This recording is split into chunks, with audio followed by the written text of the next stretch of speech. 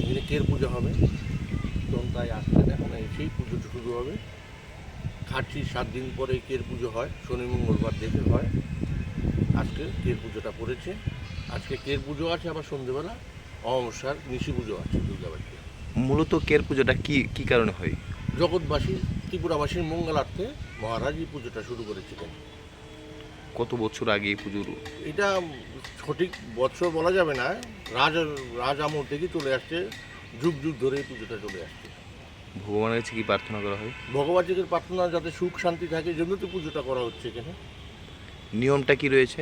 এখানে নিয়ম হলো, কালকে রাত্রে 10টায় লেগেছে কের, আজকে সারাদিন থাকবে, কালকে ভোর 5টায় কের সমাপ্ত হবে।